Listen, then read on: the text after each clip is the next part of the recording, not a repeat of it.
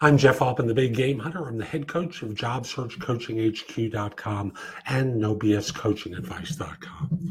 And today I want to talk with you about, it's a dumb mistake that people make with their resume, and that's including too much stuff that's irrelevant. Now, with the first point I'm going to make, if you're a recent grad, this doesn't apply to you.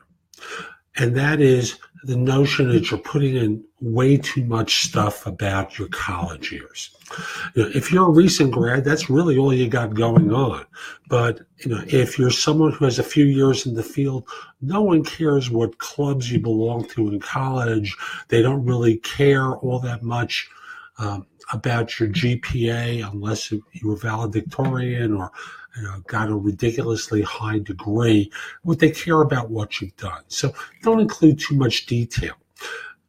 Next, fellowships, internships, prizes. Same thing applies.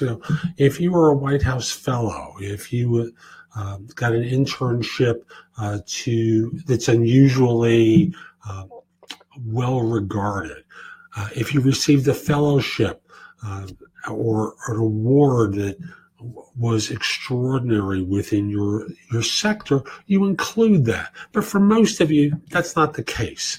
What you're doing is filling space that could be better used for information related to your work life. Get rid of internships at this point. Get rid of fellowships, stuff along those lines. Next, references available upon request. Ugh. Don't even include references. Don't even provide personal references. Name, contact, and phone number. Basically, you're giving recruiters ways to back channel reference check you and frankly ignore you, because usually what happens is they would rather go to the reference than to you. You're less experienced in the reference. Why would they bother with second fiddle that can cause them to not consider you? And the last point I want to make is, if you're someone who is, I don't want to say my age, because I'm at the point where most people aren't looking to hire someone of my age, but the theme still involves your concern about ageism. If there's anything from your distant past that would allow firms to inject ageism into the equation, get rid of it. Very few firms want to hire based upon something that you did 15, 20 years ago. And if they did, the role really isn't going to be all that interesting to you because, frankly, it relates to old stuff that you did.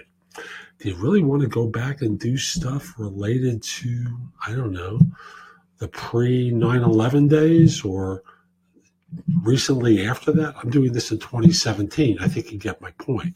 What you want to be doing is building on your more recent experience rather than your antiquities. So focus in on stuff that makes sense. Don't put in the stuff from the Stone Ages because those are roles you're not really going to be interested in and work that you don't really want to do. And frankly, they're not going to want to hire you based upon that work because it's too old and it reveals that you're an old person. So remove it from your resume. So just a few ideas of things to get out. I'm Jeff Altman, the Big Game Hunter. If you'd like me to critique your resume and or LinkedIn profile, if you'd like me to prepare you for an interview or help you with a salary negotiation, go to my website, thebiggamehunter.us. There's information there about how you can place an order, plus great content that you can watch, listen to, or read that's going to help you as well. It's not the same as personal attention, but some of you don't want personal attention, rather just do it yourself. I respect that, and thus there's information there for you. Hope you have a great day. Take care.